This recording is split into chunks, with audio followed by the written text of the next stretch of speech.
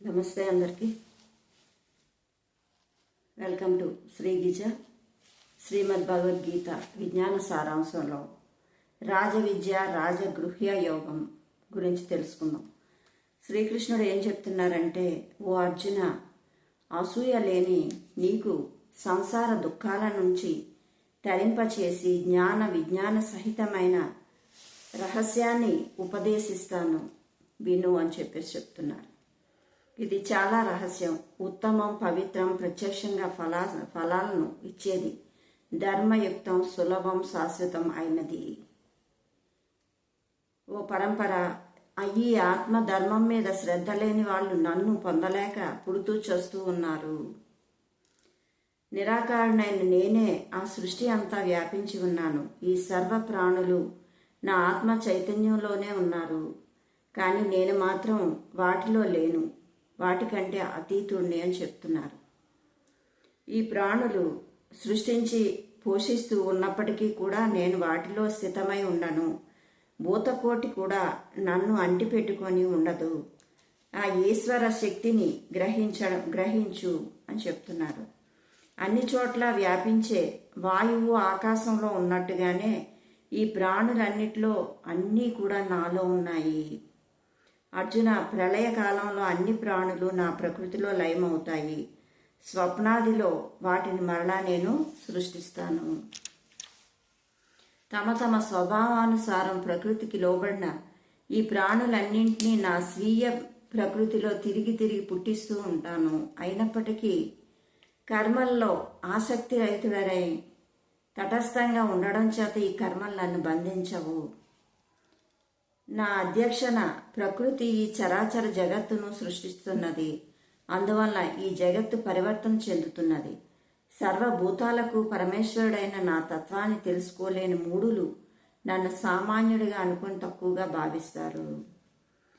అలాంటి మూఢుల వ్యర్థ ఆశలతో వ్యర్థ కర్మలు చేస్తూ అజ్ఞానం చేత మోహింపబడి అసురీ రాక్ష మోహిని స్వభావాలకు లోబడిపోతున్నారు. అసురీ రాక్షస మోహిని స్వభావాలకు లోబడిపోతున్నారు. వ్యర్థ కర్మలు చేయడం వల్ల, అజ్ఞానంతో ఉండడం వల్ల కూడా. ఓ పార్థ, దైవీ ప్రకృతిని ఆశ్రయించిన సాత్వికులైన మహాత్ములు ఈ ప్రపంచానికి నేనే మూలాధారుడని, నాశన రహితుడని తెలుసుకొని నిశ్చల మనస్సుతో నిరంతరం నన్నే సేవిస్తున్నారు, ఆత్మనే సేవిస్తున్నారు. బ్రహ్మజ్ఞాన అజ్ఞానులైన అటువంటి వాళ్ళు ఎప్పుడూ నన్నే కీర్తిస్తూ, నమస్కరిస్తూ, ధ్యానిస్తూ భక్తియుక్తులై ఉపాసిస్తున్నారు. కొందరు జ్ఞానయోగులై ఏకత్వ భావంతో, ఇంకొందరు అనంత రూపాలతో లోకమంతా నిండి ఉన్న భగవంతుణ్ణి విరాట్ స్వరూపుడిగా ఉపాసిస్తున్నారు. కర్తృవు, యజ్ఞము, సదా, ఔషధము, మంత్రము, అజ్యము అన్నీ కూడా హోమ ద్రవ్యాలు, హుతం అన్నీ నేనే, అన్నిట్లో ఉన్నది నేనే అని చెప్తున్నారు. యజ్ఞాలు, యాగాదులు అన్నిట్లో ఉన్నది నేనే. ఈ ప్రపంచాన్ని ధరించే ధాతువును, తల్లి, తండ్రి, తాత అన్నీ నేనే. కర్మ ఫలాన్ని ఇచ్చేవాడిని, తెలుసుకోదగిన వాడిని, పవిత్రుణ్ణి, ప్రణవాన్ని, ఋగ్యజ సామ్య వేద త్రయాన్ని కూడా నేనే అని తెలియజేస్తున్నారు. ఈ జగత్తంతా ఆశ్రయం ఇచ్చేవాడిని, ప్రభువును భరించే భర్తను, కర్మ సాక్షిని, ఆధారాన్ని, శరణు పొందదగిన వాడిని, హితుడిని, సృష్టి స్థితి లయకారుణ్ణి, పెన్నిధిని, శాశ్వతమైన కారణ బీజాన్ని కూడా నేనే. సూర్యుడిగా తరింప చేసేవాడికి వర్ష జలాన్ని, కురిపించేవాడికి అమృతత్వాన్ని, మృత్యువును, సత్తువుని కూడా నేనే అని తెలియజేస్తున్నారు. ఎవరైతే వేద విదిత యజ్ఞ కర్మల చేత నన్ను పూజించి సోమపానం చేత పాపాలను పోగొట్టుకుని స్వర్గం కోరుతున్నారో వాళ్ళు పుణ్యఫలం వల్ల స్వర్గ లోకాల్లో దేవభోగాలను అనుభవిస్తున్నారు. వారు విశాలమైన స్వర్గలోకంలో పుణ్యం క్షీణించిపోయేదాకా అనుభవించిన తర్వాత భూలోకాన్ని జన్మిస్తారు. ఇలా 3 ధర్మాలను అనుష్ఠించే కామాభిలాషులు జనన మరణాలు అనే రాకపోకను పొందుతున్నారు. వేరే ఆలోచన లేకుండా నిత్యము తన్ను తానే నమ్ముకొని తన స్వీయ ఆత్మ ధ్యానంలో ఉంటూ తనను తాను సేవించే వారి యోగక్షేమాలు నేనే చూసుకుంటాను. దానమే ధర్మము, ఆత్మధర్మమే చూసుకుంటుంది. అర్జున, శ్రద్ధాభక్తులతో అన్య దేవతను సేవించే వాళ్ళు కూడా నన్ను భజించేవారే అవుతారు. కానీ వారి పూజ విద్యుత్యుక్తమైంది కాదు.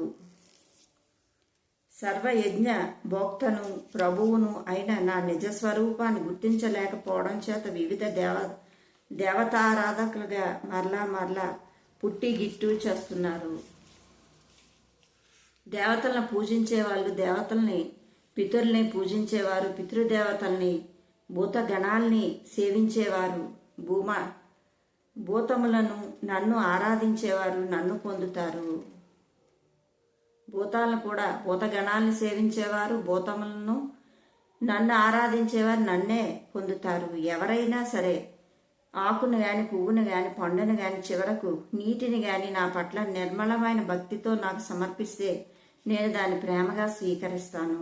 అర్జున, ఏ పని చేసినా, దేన్ని తిన్నా, దేని హోమం చేసినా, దేన్ని దానం చేసినా, దేన్ని తప్పించినా ఈ సర్వాన్ని నాకే అర్పించు. అప్పుడు పాప పుణ్యాలను, కర్మబంధాల నుంచి విముక్తుడివి అవుతావు. ఈ విధమైన సన్యాస యోగాన్ని స్థిర చిత్తంతో అవలంబిస్తే జీవన్ముక్తుడై నన్ను చేరుతావు. ఏముందండి, ఏం చేసినా సరే మనం ఆ భగవంతుడికే చెందుతుంది అని చెప్పేసి మనం ఏ పని చేసినా అనుకుంటే అవన్నీ కర్మ బంధాల్లో చిక్కుకోకుండా ఉండడం జరుగుతుందని చెప్తున్నారు. నాకు అన్ని ప్రాణాలపైన సమభావమే ఉంది. ప్రియులు అప్రియులు అనే భేదం నాకు లేదు. భక్తితో నన్ను సేవించేవారు నాలోనూ, నేను వారిలోని ఉంటాను.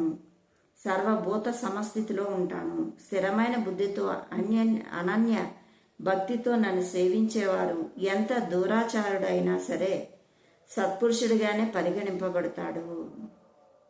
అటువంటి దురాచారుడు శీఘ్ర కాలంలోనే ధర్మాత్ముడై పరమశాంతిని పొందుతాడు. అర్జున, నా భక్తుడు ఎప్పుడూ చెడిపోడని నిశ్చయంగా తెలుసుకో. ఆత్మధ్యాని పరమశాంతిని పొందుతాడు.